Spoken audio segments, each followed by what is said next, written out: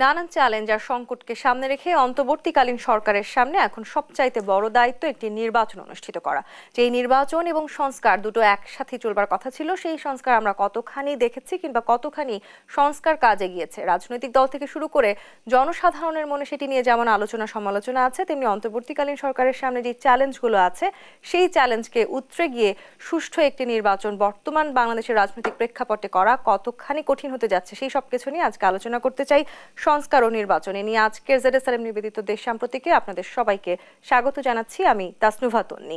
দর্শক, আজকের এই আলোচনায় আমার সাথে দুজন বিশেষ অতিথি আছেন। আমাদের সাথে আছেন নাজমুল আশরাফ, প্রধান সম্পাদক TBN 24 নিউজ, এবং আছেন শহীদুল ইসলাম বাবুল, সাধারণ সম্পাদক কৃষক দল বিএনপি। আপনাদের দুজনকে স্বাগত জানাচ্ছি আজকের আলোচনায়। নাজমুল আশরাফ, একটি অন্যরকম রাজনৈতিক প্রেক্ষাপটে দাঁড়িয়ে আছি আমরা, এবং যে প্রেক্ষাপট আসলে আমাদের দীর্ঘ 16-17 বছর পর দেখতে হয়েছে। এর আগে যখনই আসলে আমরা এই সরকারের পতন নিয়ে কথা বলেছি, সেই 5ই আগস্টের পর থেকে হয়তো আমরা সবচেয়ে বেশিবার যে শব্দটি উচ্চারণ করেছি সেটি সংস্কার।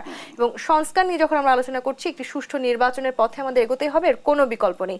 সেই নির্বাচনের পথে এগোনোর জন্য যে সংস্কার আমাদের প্রয়োজন ছিল, সেই সংস্কার আমরা দৃশ্যমান হতে দেখছি কিনা। ধন্যবাদ আপনাকে। দেখেন, সংস্কার নির্বাচন এই দুটি শব্দই পাশাপাশি আলোচিত হচ্ছে। সংস্কারটি বেশি আলোচিত হচ্ছে কারণ যারা এখন সরকারে আছেন, যাদের আন্দোলনের ফলে সরকার এসেছে, এবং এই সরকারের যারা সমর্থক, সবাই সংস্কার চায়। সংস্কার নিয়ে কারো বিরোধ নাই। বিরোধটা বা পার্থক্যটা হচ্ছে ওই জায়গায় যে আপনি কোন কোন খাতে কতখানি সংস্কার কত দিনে করবেন এবং কতদিন পরে নির্বাচন দেবেন। এই যে 100 দিন উপলক্ষে জাতির উদ্দেশ্যে প্রধান উপদেষ্টা ভাষণ দিলেন, সেখানেও কিন্তু এই সংস্কার এবং নির্বাচন নিয়ে যেই প্রশ্নগুলো মানুষের মধ্যে আছে, রাজনৈতিক দল সহ বিভিন্ন শ্রেণী পেশার মানুষের মধ্যে আছে, সেই প্রশ্নগুলোর উত্তর মেলেনি স্পষ্টভাবে। ওনার পুরো বক্তব্য, একই সাথে আল জাজিরাকে দেয়া ওনার সাক্ষাৎকার, এই সবগুলো যদি আপনি পর্যালোচনা করেন, আপনি স্পষ্ট কোনো তথ্য পাবেন না। অনেক অস্পষ্টতা আছে, বিভ্রান্ত হওয়ার মতো অনেক বক্তব্যই আছে। ফলে একটি স্বৈরাচারী বা ফ্যাসিবাদী সরকারের পতন হলো ছাত্র জনতার আন্দোলনে, এরপর মানুষ কি চাইবে? মানুষ চাইবে একটি ভালো সরকার আসুক। সেই ভালো সরকারটি মানে কি? জনগণের দ্বারা নির্বাচিত, জনগণের পছন্দের একটি সরকার। তার মানে সুষ্ঠু নির্বাচনের মাধ্যমে একটি ভালো সরকার, জনগণের সরকার আসবে, এবং সেই সরকার এসে আগের মতো কোনো কিছুই করবে না। এর চেয়ে ভালো একটা শাসন, ভালো বিচার, ভালো আইন, ভালো অর্থনীতি, ভালো স্বাস্থ্য, শিক্ষা, চিকিৎসা, যা যা কিছু মানুষের জীবনে প্রয়োজন, সব কিছু আগের চেয়ে ভালো করবে। এবং সেই ভালোটা করার জন্য কিছু কিছু পরিবর্তন ঘটানোর দরকার।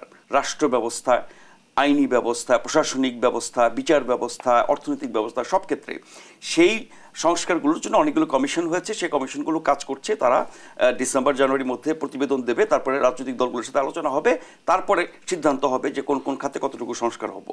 এরপরে নির্বাচনের একটা রোডম্যাপ দেওয়া হবে, এটি প্রধান উপদেষ্টা বলেছেন। কিন্তু সময়টা নিয়ে হচ্ছে সমস্যা। আপনি সংস্কারের কথা বলছেন, সংস্কারের নির্দিষ্ট রূপরেখা দিচ্ছেন না, নির্বাচনে কোনো রূপরেখা দিচ্ছেন না, এবং সংস্কারের ব্যাপারে সরকার বা সংস্কার কমিশন একরকম কথা বলছে, যারা মাঠে আছেন এই সরকারের মূল শক্তি ছাত্ররা, আন্দোলনকারী, তারা একরকমের কথা বলছেন, রাজনৈতিক দলগুলো একরকমের কথা বলছেন। সাধারণ মানুষের কি চাওয়া প্রত্যাশা এটা আমরা এখন জানতে পারি না, কারণ সাধারণ মানুষের মতামত জানার তো কোনো সুযোগ নাই। রাজনৈতিক দলগুলো যদি সাধারণ মানুষের প্রতিনিধিত্ব করে থাকে, তাদের মতামতকে আমরা সাধারণ মানুষের মতামত হিসেবে ধরে নিতে পারি। বিএনপি সহ আরও যেসব রাজনৈতিক দল আছে, জামাতে ইসলামী আছে, গণ অধিকার পরিষদ আছে, অনেকগুলো বাম দল আছে, ইসলামী দল আছে, এদের সবার বক্তব্য যদি আপনি যোগ করেন, তাহলে কথা একটাই যে ন্যূনতম সংস্কারের পরে একটা নির্বাচন। কিন্তু কারো কারো কথায় মনে হয় যে সংস্কারটা ন্যূনতম না, অনেক বেশি, বহুদিন ধরে পুরো রাষ্ট্র ব্যবস্থা, পুরো দেশটাকে পাল্টে ফেলা, ওরকম যখন বলা হয় দীর্ঘমেয়াদী প্রক্রিয়া, তখন মনে হয় যে অনেক সময় লাগবে, অনেক দিন থাকবে। গতকাল বিএনপি মহাসচিব একটা কথা বলেছেন, সরকার যদি বেশি সময় নেয় সংস্কারের জন্য, তাহলে মানুষের মধ্যে এই সন্দেহ তৈরি হবে যে এরা কি অনেক দিন ক্ষমতা থাকতে চায় কিনা। আর নির্বাচনের রোডম্যাপ আমরা আশা করছি সরকার সংস্কার একটা ন্যূনতম পর্যায়ে গেলে পরে সেটা তারা জানাবে। কিন্তু সেটি কত বছর, 2 বছর না 4 বছর না কি, আমরা 4 বছর, তার চেয়ে কম হতে পারে, বেশিও হতে পারে, নির্বাচনী যাত্রা শুরু হয়েছে ইত্যাদি আমরা শুনেছি উপদেষ্টা, প্রধান উপদেষ্টা অনেকের কাছ থেকে।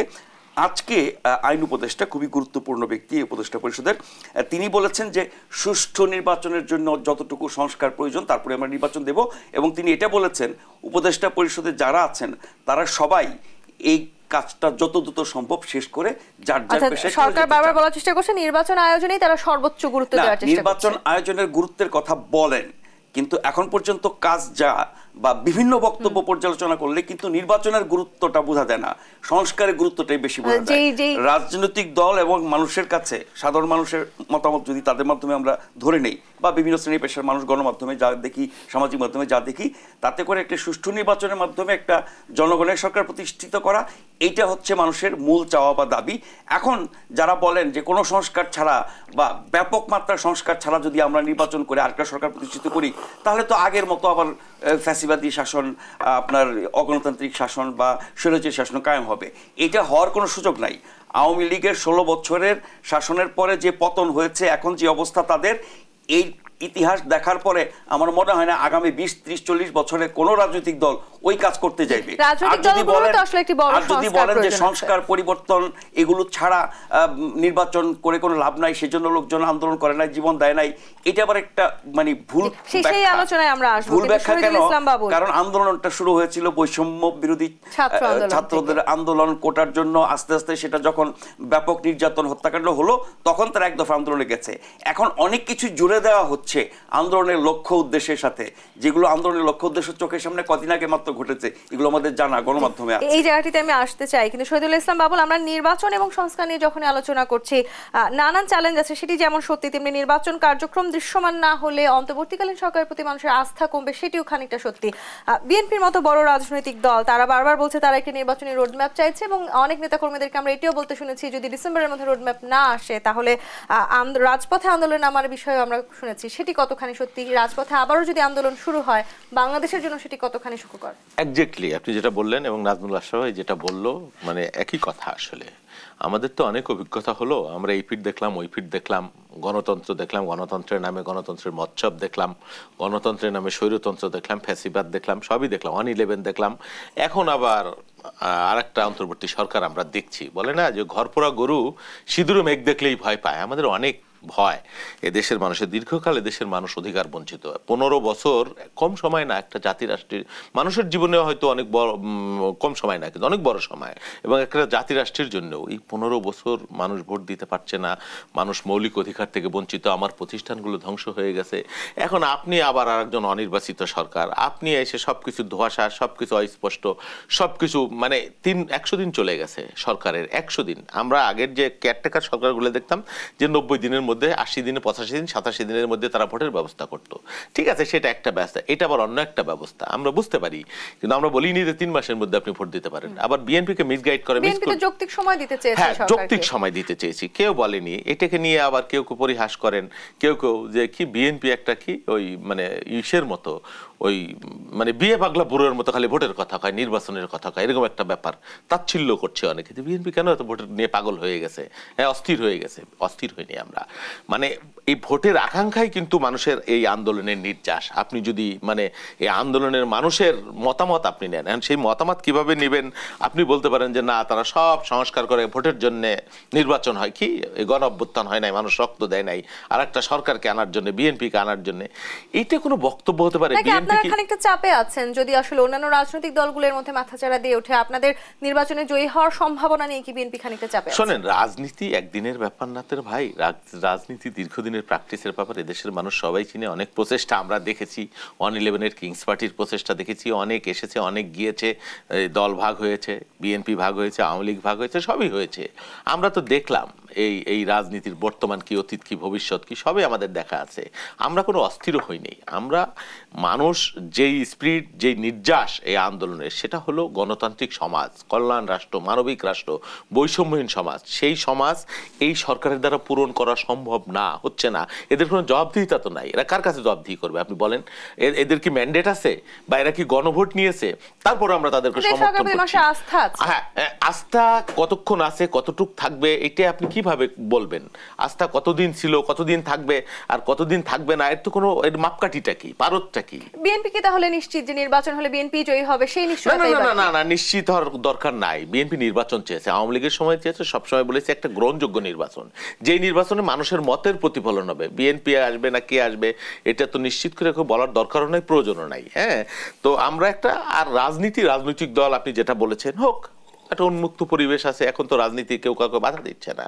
নতুন নতুন রাজনৈতিক দল হলে ভালো, তরুণদের মধ্য থেকেও যদি হয় সেটাও ভালো, আমরা ওয়েলকাম করছি।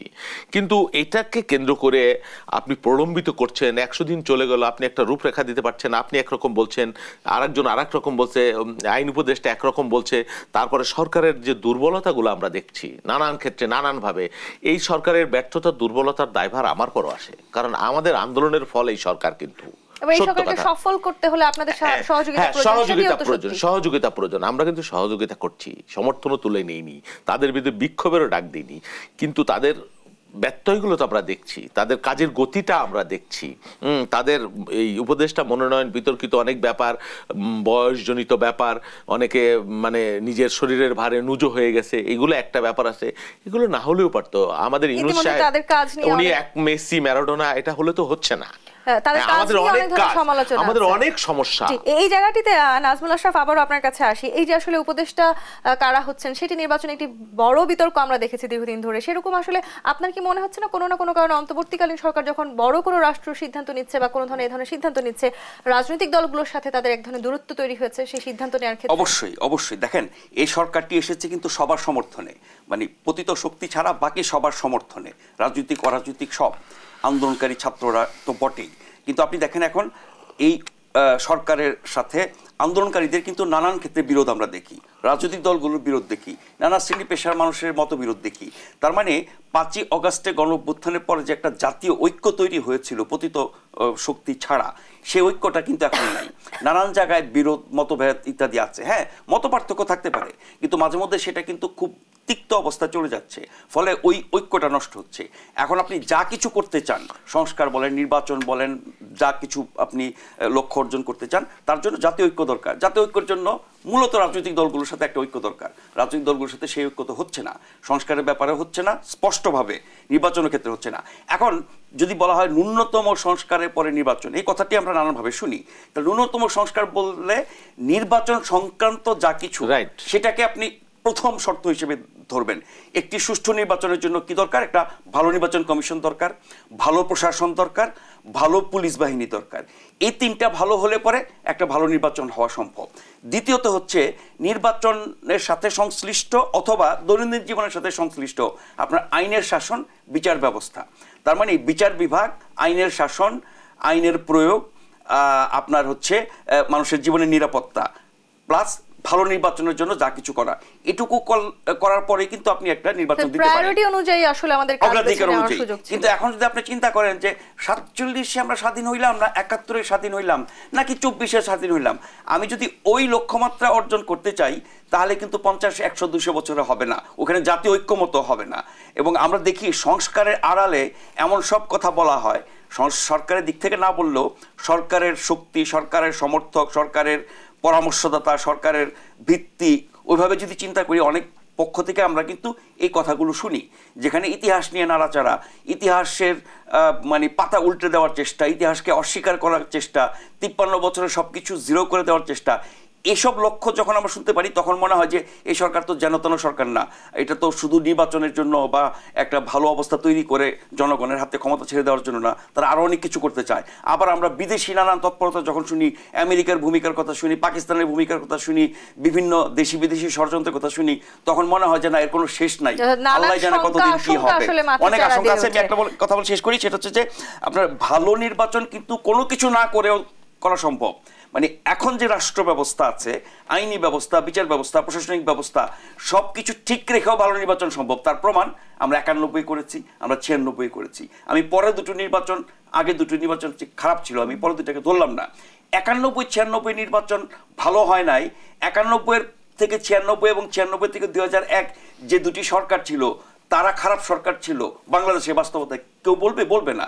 তার মানে এই একই ব্যবস্থায় আপনি চাইলে ভালো নির্বাচন করতে পারেন, ভালো শাসন ব্যবস্থা নিশ্চিত করতে পারেন, ভালো সরকার নিশ্চিত করতে পারেন। যেটি আমরা বলছিলাম গুরুত্ব নির্ধারণ করে আসলে আমাদের কাজ করা প্রয়োজন ছিল। শহীদুল ইসলাম বাবুল, এই যে গুরুত্বের কথা আমরা বলছি, নির্বাচন নিঃসন্দেহে সর্বোচ্চ বেশি গুরুত্ব পাওয়ার কথা ছিল এবং সেক্ষেত্রে রাজনৈতিক দলগুলোর সাথে সংলাপের কথা আমরা প্রায় শুনি, যদিও এখন আসলে অনেকেই বলার চেষ্টা করছেন যে এক ধরনের দূরত্ব তৈরি হচ্ছে রাজনৈতিক দল কিংবা ছাত্রদের সাথে এই অন্তর্বর্তীকালীন সরকারের। সেক্ষেত্রে বর্তমান সরকার পুরনো নীতি কাঠামো অনুসরণ করে পরিবর্তন করতে চাচ্ছেন বলেও এক ধরনের আলোচনা আছে। শোনেন, আপনি চান সবকিছু চাইতে পারেন, আকাশ কুসুম কল্পনা করতে তো কোনো অসুবিধা নাই। এই বিরাজমান যে রাষ্ট্র সমাজ ব্যবস্থা, গণতান্ত্রিক কাঠামো, যাই বলেন শাসন কাঠামো, আপনি একদিনের খোলছে বদলে দিবেন, 1 বছরে 2 বছরে, ইজিটে ম্যাটার অফ জোক, এত সহজ?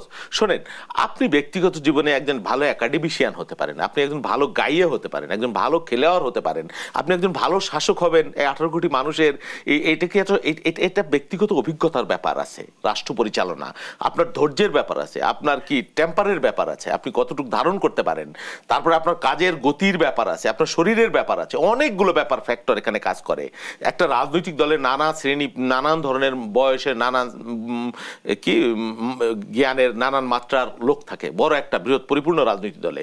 এই কেয়ারটেকার গভর্নমেন্টের মধ্যে কিন্তু সেটা নাই। এবং রাজনৈতিক দলের নির্বাচিত যদি না, আমি বলছি 100 দিনে কি আপনারা অন্তর্বর্তীকালীন সরকারের কাছে গিয়ে কথাগুলো বলেছেন? নিশ্চয়ই বলা হয়েছে, বলা হচ্ছে না? এই যে আমরা যে বলছি, প্রতিনিয়তই তো বলছি, এই গণমাধ্যমে বলছি, আলাপ আলোচনা যখন হয় তখনও বলা হচ্ছে। এখন তারা যদি বাংলাদেশকে একটা একেবারে একটা উন্নত মানবিক রাষ্ট্র এই সরকার সব আমাদের করে দিতে পারলে তো ভালো, কোনো অসুবিধা তো নাই। কে না চায়? সংস্কারের কথা তো তাদেরকে আমরাও বলেছি। হ্যাঁ, আমরা কি সংস্কার করতে হবে না করতে হবে, চাইতে বড় সংস্কারের কথা কেউ বলেনি। দিতে পারলে ভালো, কিন্তু এটা সম্ভব হবে না, এটা বাস্তবতা না, এটা হলো আকাশ কুসুম কল্পনা। তাহলে কি? তাহলে আপনি মোটা দাগে আপনি এই যে উনি যেটা বললেন যে নির্বাচনটাকে টার্গেট করেন, শুধুমাত্র আপনি যদি ভালো নির্বাচন করতে পারেন, ভালো মানে কি 100% ভালো আপনি করতে পারবেন, 91-এর মতো যদি করতে পারেন, 96-এর মতো যদি করতে পারেন, আপনি যদি এই নির্বাচনটা করতে পারেন এবং এর ধারাবাহিকতাটা যদি রাখতে পারেন, যে পরবর্তী নির্বাচনটা এইভাবে কিভাবে করা যায়, সেই কাঠামোটা যদি আপনি ঠিক করতে পারেন, না বিশেষ করি সেই কাঠামোটা যদি ঠিক করতে পারেন, আপনার দেশের 80% সমস্যা, 70% সমস্যার সমাধান হয়ে যাবে। সংস্কার তো একটি চলমান প্রক্রিয়া এবং সেই প্রক্রিয়া আসলে চলতেই থাকবে। নির্বাচিত যেই সরকার এরপরে আসবেন তাদেরকেও সেই সংস্কার চলমান রাখতে হবে। কিন্তু প্রশাসনের কথা আপনি বলছিলেন নাজমুল আশরাফ, প্রশাসনের সংস্কার খুবই গুরুত্বপূর্ণ যদি আমরা একটি সুষ্ঠু নির্বাচন চাই। যে নির্বাচন হয়তো বিগত দীর্ঘ 16-17 বছরে আমরা দেখিনি, আমরা ভুলে গেছি আসলে লেভেল প্লেইং ফিল্ড তৈরি করে নির্বাচন করা যায়, সব রাজনৈতিক দল অংশগ্রহণ করতে পারে কোনো নির্বাচনে। সেই উদাহরণ আমাদের সামনে প্রায় নেই বললেই চলে। সেই উদাহরণগুলো এই অন্তর্বর্তীকালীন সরকার এখনকার বাস্তবতায় আমাদের সামনে রাখতে পারবেন কিনা, এই প্রশ্ন রেখে আমাকে একটি বিরতিতে যেতে হবে। দেশ সাম্প্রতিক বিরতি নিয়ে ফিরছি, সাথেই থাকুন।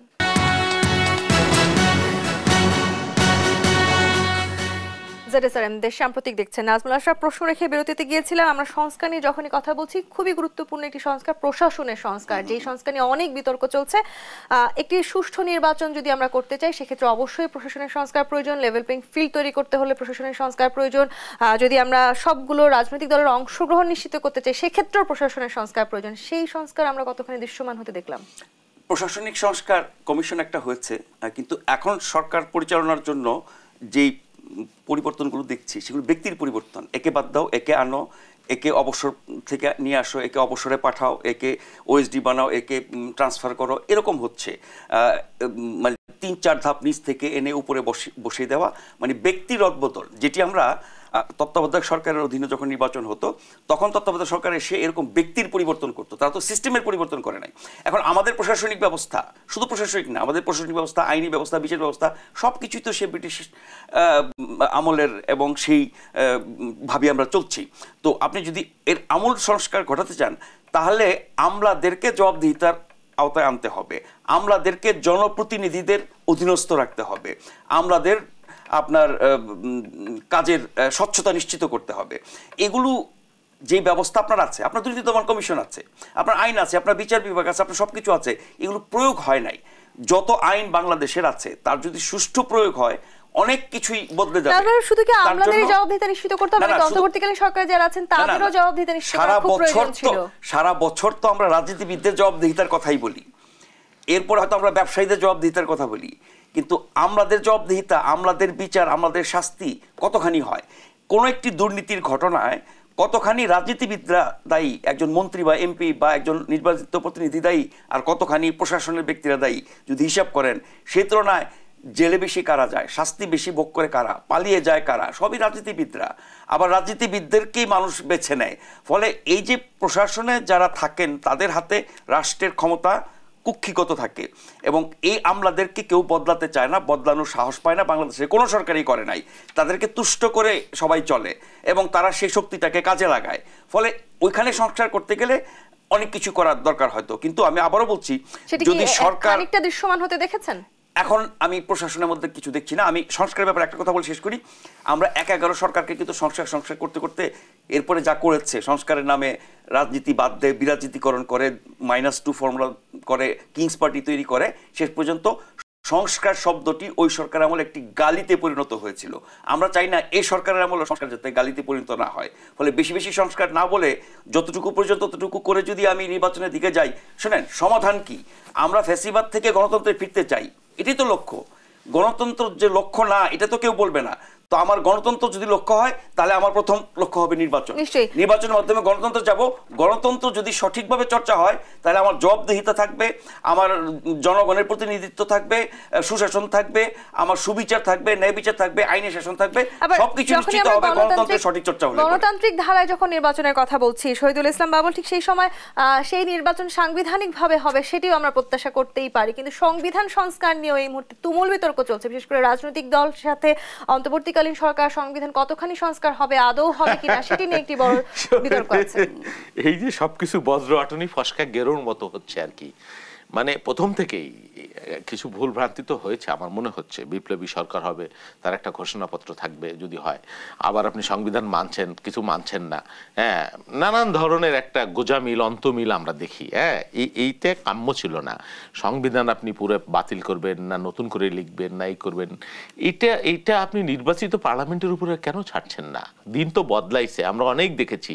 উনি যেটা বললেন যে আওয়ামী লীগের এই পরিণতির পরেও আবার যদি কেউ নতুন করে স্বৈরতন্ত্র চরিত্র ধারণ করতে চায়, ফ্যাসিস্ট হতে চায়, তাহলে তার কি আর শিক্ষা হয় না? দেখে দেখে হচ্ছে না।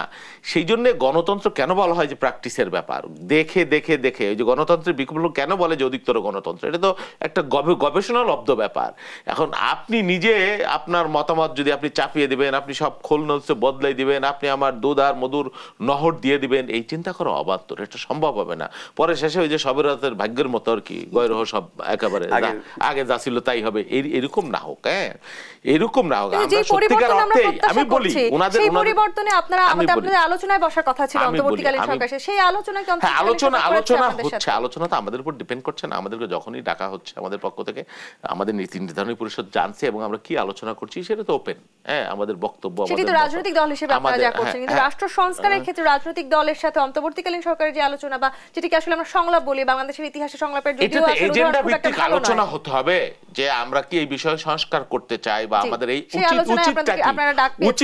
উচিতটা হলো, দেখেন এই যে পার্লামেন্টের এই বিষয়গুলা, দ্বিকক্ষ প্রধানমন্ত্রী প্রেসিডেন্টের যে ক্ষমতার ভারসাম্য, সেটা আগেই বিএনপি বলেছে, হ্যাঁ এটা তোমরা কমিটমেন্ট করেছো, এটা আবার জাতির সামনে আমাদের এই প্রস্তাবনা আছে যেটা করতে হবে।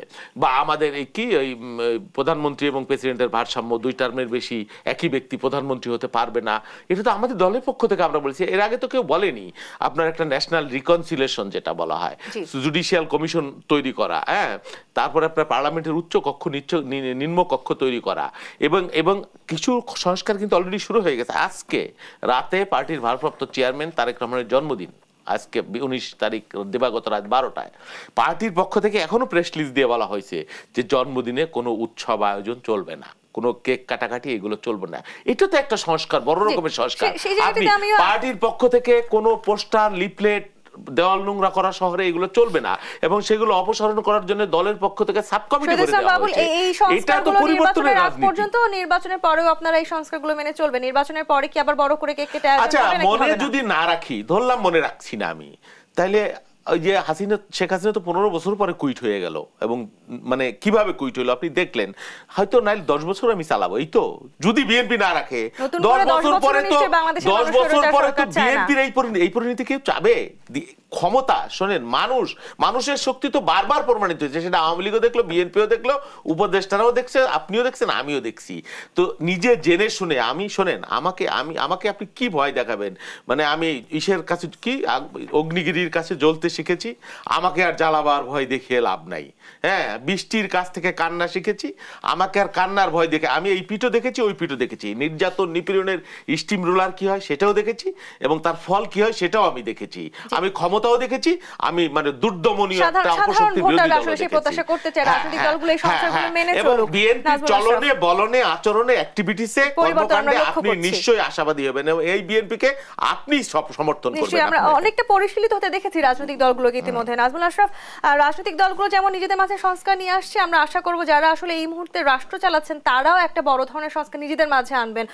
100 দিন নিশ্চয়ই তাদের মূল্যায়ন করার জন্য যথেষ্ট সময়, যদি আমি বলি খুব একটা কম সময় নয়। আপনি নিশ্চয়ই জানেন, আমি একটু যুক্ত করতে চাই, একজন উপদেষ্টা তিনি নিজেকে 10-এ 4 নম্বর দিয়ে মূল্যায়ন করেছেন।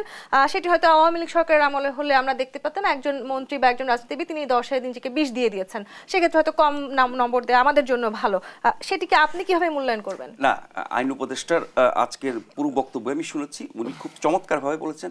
উনি খুবই ভদ্র, বাস্তববাদী, মানে কি বলবো, মানে চমৎকার মানুষ। উনি তো রাজনীতিবিদ না। আমাদের যারা রাজনীতিবিদ, ভালো রাজনীতিবিদ আছে, খারাপ রাজনীতিবিদ আছে, ভালো সরকার খারাপ সরকার সবই আমরা দেখেছি। ফলে খারাপ সরকার যখন থাকে তখন রাজনীতিবিদদের কথাবার্তার ধরন, জনগণকে তুচ্ছতাচ্ছিল্য করা, প্রতিপক্ষকে হেয় করা এবং নিঃশেষ করা, এগুলো তো নতুন কিছু না। আমাদের গত 16 বছরে আমরা একটু বেশি মাত্রায় দেখেছি। কিন্তু উনি তো রাজনীতিবিদ না, উনি বিশ্ববিদ্যালয়ের একজন শিক্ষক, একসময় সাংবাদিক ছিলেন। ফলে তার কথা, তার নিজস্ব মূল্যায়ন, তার যেই ভদ্রতা, তার যেই নম্রতা, এই জিনিসগুলো রাজনীতিবিদের সাথে মিলবে না। ফলে উনি যা বলছেন, আমি বলবো যে উনি খুবই চমৎকার কথা বলছেন, আমার খুব ভালো লেগেছে।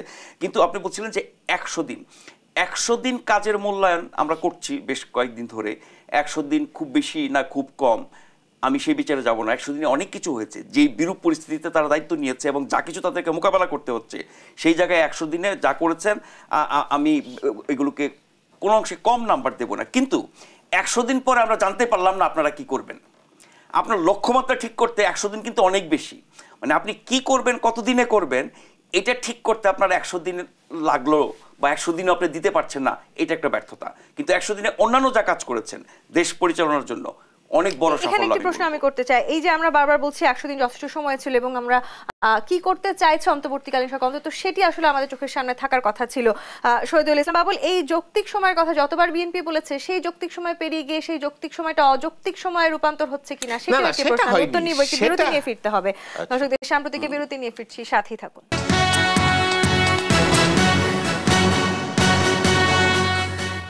দেশ সাম্প্রতিক দেখছেন।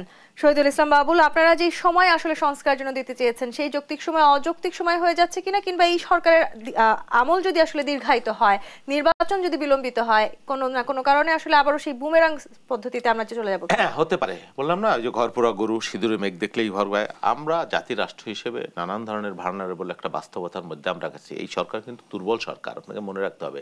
রাজনৈতিক দলের সরকার একরকমের শক্তি, আর রাজনৈতিক সমর্থনের সরকার আর এক রকমের দুর্বলতা, এবং সরকারের উপদেষ্টা উইংসের মধ্যে নানান ধরনের ব্যত্যয়, দীর্ঘদিনের শূন্যতা, একটা প্রতিষ্ঠানগুলো একেবারে দুমড়ে মুচড়ে গেছে। পুলিশ বাহিনী টাইনি বলেন, সেই সুযোগটাও অনেকে গ্রহণ করছে। হ্যাঁ, কিন্তু আমার ভালো লাগছে যে প্রফেসর আসিফ নজরুল সাহেব উনি খুব প্র্যাগমেটিক কথা বলেছেন। উনি যেটা বললেন, আমার ধারণা উনি রাজনীতি ব্যক্তিগতভাবে না করলেও ওনার রাজনীতি নিয়ে দেখা দেখি ওনার অবজারভেশন দীর্ঘদিনের। উনি টক শো করতেন, পড়ালেখা করতেন এবং সমসাময়িক ঢাকা বিশ্ববিদ্যালয়ে থাকেন। উনি মানুষের চরিত্র, ক্যারেক্টার উনি বুঝেন। সেই জন্য সঙ্গত কারণেই উনি যেটা চার দিয়েছেন, আমি হয়তো আরো বেশি দিব তাকে। উনি এটা হয়তো ওনার উদারতা যে উনি চার দিয়েছেন, উনি সরকারে আছেন, কিন্তু চান না নিশ্চয়ই সরকারের কিছু অর্জনও আছে। উনি যেটা বললেন, এই একটা অসম্ভব বাস্তবতার মধ্যে দিয়ে তারা আসছেন, কিন্তু আরো ভালো করা যেত। আমার ধারণা আরো ভালো করা যেত। মানুষের আকাঙ্ক্ষা, মানুষ রক্ত দিয়েছে, মানুষ যুদ্ধ করেছে দীর্ঘদিন পরে। এরপরে আপনি সরকারের গতি, প্রকৃতি, চলন বলন, আপনি যদি মানে সরকারে এমন লোকও আছে যারা ব্যক্তিগতভাবে চলতে পারছে না, পড়তে পারছে না, তার নিজের শরীরের ভার নিতে পারছে না, নানান ধরনের রোগে শোকে আক্রান্ত, যার দায়িত্ব দেওয়ার মতো ক্যাপাসিটি নাই, মানুষের নার্ভ বুঝে না, এরকম মানুষও তো আছে। বিতর্কিত কথা বাদই দিলাম। হ্যাঁ, সেই ধরনের ক্যারেক্টার সরকার কিন্তু বাংলাদেশে আসছিল সেই ধরনের শক্তি সম্পন্ন, সেই ধরনের ইমেজ সম্পন্ন মানুষের কিন্তু অভাব নাই। আপনি হান্ট করতে চান বা যারা গণঅভ্যুত্থানের স্পিডকে ধারণ করে এরকম মানুষ, দেখেন এই যে তিতুমির কলেজে একটা আন্দোলন শুরু হয়ে গেছে, একটা মামাবাদের আবদারের মতো একটা ব্যাপার যে বিশ্ববিদ্যালয় করতে হবে, কি কয়েকদিন আগে 7 কলেজ আন্দোলন করে সব অচল করে দিচ্ছে। হ্যাঁ, কথায় কথায় এটা হচ্ছে, আনসাররা করতেছে আমাদের সরকারি করে দিতে। আরে বাবা, একটা ইন্টারিম গভর্নমেন্ট তারা আসছে, কেন হচ্ছে আপনি জানেন? এরা শক্তি প্রয়োগ করতে ভয় পাচ্ছে এবং এরা এদেরকে মানে কি বলবে রাস্তা থেকে তুলে দিবে সেই ভয় পাচ্ছে, অথচ তারা মানুষের কষ্টের কারণ হচ্ছে কিন্তু প্রতিনিয়ত। কারণ দুর্বলতার জায়গায় মানুষ আঘাত করে, দুর্বলের জায়গায় মানুষ আঘাত, সেই জন্য বারবার যত তাড়াতাড়ি আপনি নির্বাচিত সরকারের হাতে ক্ষমতা হস্তান্তর না করতে পারবেন, আপনার এই জটিলতা কিন্তু বাড়তে থাকবে। সংস্কারের গতির কথা আমরা বলছি, নাজমুল আশরাফ, এই সংস্কারের ধীর গতিকে গতিময় কিভাবে করা যাবে? না, গতিময় তো সরকারকে করতে হবে, কিন্তু তার জন্য সবার সহযোগিতা লাগবে, একটা ঐক্যমত লাগবে। শুরু থেকে এটা বলে আসছি আমরা সবাই, ঐক্যমতটা কিন্তু আমরা সব ক্ষেত্রে দেখি না। যেটি অভ্যুত্থানের পরে ছিল সেই ঐক্যমত আস্তে আস্তে ফাটল ধরে দুর্বল হচ্ছে এবং সব পক্ষ দূরে সরে যাচ্ছে। হ্যাঁ, এখন 100 দিন থাকার পর একটা সরকারের সমালোচনা, এই সরকার তো আর ফেসিবাদী সরকার না যে তাদের সমালোচনা করা যাবে না, এবং সরকার আমাদেরকে সমালোচনা করতে উৎসাহিত করেন, আহ্বান জানান, অনুরোধ করেন। আমরা সমালোচনা করছি, দোষী ধরিয়ে দিচ্ছি, এবং সবচেয়ে ভালো লাগে যেটা, আমরা যখন যেটা সমালোচনা করছি বা যৌক্তিকভাবে ধরিয়ে দিচ্ছি, সরকার সাথে সাথে সেটাকে ডুবে নিচ্ছে, সংশোধন করছে, পরিবর্তন করছে, অবস্থান বদলাচ্ছে। তার মানে হচ্ছে যে তারা জনগণের, বা আমরা যদি জনগণের পক্ষে বলে থাকি, সেই বিবেচনাটাকে তারা নিচ্ছে, সেই বক্তব্যটাকে তারা সম্মান জানাচ্ছে। এটা ঠিক আছে, কিন্তু উনি যেটা বললেন যে আপনি তো রাষ্ট্রের শক্তি ব্যবহার করবেন জনগণের স্বার্থে। এখন আইন শৃঙ্খলা থেকে শুরু করে এই যে অযৌক্তিক দাবি দেওয়া আন্দোলন থেকে শুরু করে মানুষের জীবনের নিরাপত্তা, বিচার আচার, যা কিছু বলি, সব ক্ষেত্রে আপনি যে রাষ্ট্র ক্ষমতায় আছেন, আপনি অপপ্রয়োগ করবেন না, অপব্যবহার করবেন না, কিন্তু জনস্বার্থে রাষ্ট্র ক্ষমতার ব্যবহার করবেন। এই যে যে অথরিটিটা আমরা যে দায়িত্ব দিয়েছি ওনাদেরকে জনগণের হয়ে, সেই অথরিটিটা ওনারা অনেক সময় অ্যাসার্ট করেন বলে মনে হয় না। এই কারণে সরকারকে দুর্বল মনে করে, এবং দুর্বল মনে করার কারণে নানান পক্ষ কিন্তু তৎপর হয়, সেটা আন্দোলনের নামে হোক বা অন্য অনেকভাবে হোক।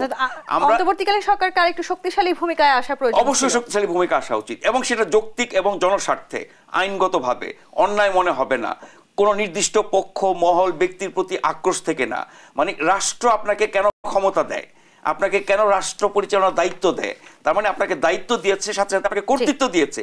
আপনি আপনার কর্তৃত্ব যদি জনস্বার্থে ব্যবহার না করেন, ন্যায়ানুগভাবে ব্যবহার না করেন, তাহলে আপনি ব্যর্থ, আপনি দুর্বল, আপনি ভয় পান, তাহলে আপনার কাছ থেকে মানুষ সেবা পাবে কি? আমরা একদম শেষ পর্যায়ে চলেছি। শহীদুল ইসলাম বাবুল, আমি একদম ছোট করে আপনার কাছে একটু উত্তর জানতে চাই। রাজনৈতিক দল হিসেবে এই 100 দিনে অন্তর্বর্তীকালীন সরকারের কাছে আপনাদের প্রত্যাশা কতখানি বাস্তব হয়েছে? না, আমাদের প্রত্যাশা কিছু অনেক বাস্তবায়ন হয়েছে, হ্যাঁ, আবার অনেক প্রত্যাশা, আমাদের মূল যে প্রত্যাশা যে একটা রূপরেখা তারা ঘোষণা করবে, বলিনি, আপনি আবার বললেন না যে বিএনপি পাগল হয়ে গেছে ভোটের জন্য। আমরা একটা রূপরেখা চেয়েছি, বলিনি যে 3 মাসের মধ্যে ভোট দিতে হবে বা 6 মাসের মধ্যেই ভোট দিতে হবে। আপনি একটা প্ল্যান তো আপনার থাকবে, একটা রোড ম্যাপ থাকবে, সেটা তো কোনো গোপনীয় বিষয় থাকার কথা না।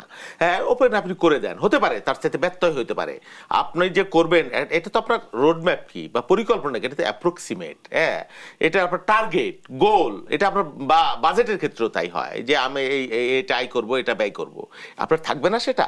তাহলে কেন রাষ্ট্র থাকে, পরিবার থাকে, সমাজ থাকে? আমরা ওইটা চেয়েছিলাম সরকারের কাছ থেকে এই 100 দিনে, যে তারা একটা চূড়ান্ত রোডম্যাপ, তারা কি কি সংস্কার করতে চায়, মোটা দাগে বেসিক কি কি জায়গা, কি কি প্রয়োজন, সেইটা নির্ধারণ করা, আর পাশাপাশি একটা নির্বাচন বা তাদের কর্মপন্থার একটা বা কর্মকাণ্ডের একটা রোডম্যাপ তারা যদি ঘোষণা করতো, সেটা মানুষ বুঝতে পারতো। কেউ কিন্তু এখন জানে না, সবাই একটা ধোঁয়াশার মধ্যে রয়েছে, নানান ধরনের কথা আসছে, যদিও তাদের ইন্টেনশন আমি এখন মনে করি না যে খারাপ কোনো ইন্টেনশন আছে, যারা শাসন করছে বা যা উপদেষ্টা পরিষদে আছে, অনেকে অনেক ধরনের স্পেকুলেশন তৈরি হচ্ছে যে তারা রাজনৈতিক দল করবে, আবার কিংস পার্টি, আবার 111, আবার মাইনাস, এই ধরনের স্পেকুলেশন কিন্তু সমাজে বিভিন্ন শ্রেণীর মধ্যে আছে। না না, আমরা চাপটাপ, অনেক চাপটাপ দেখে আসছি, এইসব চাপটাপ আমরা আমলে নেওয়ার পার্টি না, আমরা আমাদের ট্রেনিংও জমা হয় নাই, আমরা ক্ষমতায়ও নাই, আমরা রাজপথেই আছি এখন পর্যন্ত। এগুলো চাপটাপ, এগুলো বিএনপির জন্য কোনো ইস্যু না। হ্যাঁ, অনেক চাপ, 111-এর চাপ দেখছি, সেনা সমর্থিত সরকারের চাপ দেখছি, আর আওয়ামী লীগের চাপ, এর উপর আর কোনো চাপটাপ হইতে পারে আমি মনে করি না। হ্যাঁ, সুতরাং এগুলো ইস্যু না, ইস্যু হলো দেশটা, আমার দেশটা তো ভালো চলতে হবে, ট্র্যাকে উঠতে হবে, যেটা ট্র্যাকলেস আছে, সুষ্ঠু নির্বাচন আমাদের জন্য খুবই গুরুত্বপূর্ণ। আমরা সেই প্রত্যাশা রাখতে চাই। শহীদুল ইসলাম বাবুল, নাজমুল আশরাফ, ধন্যবাদ আজকে আমাদেরকে দেশ সাম্প্রতিকের সময় দেওয়ার জন্য। দর্শক, আগামী দেশ সাম্প্রতিক দেখবার আমন্ত্রণ রইল। ধন্যবাদ এতক্ষণ সাথে থাকার জন্য।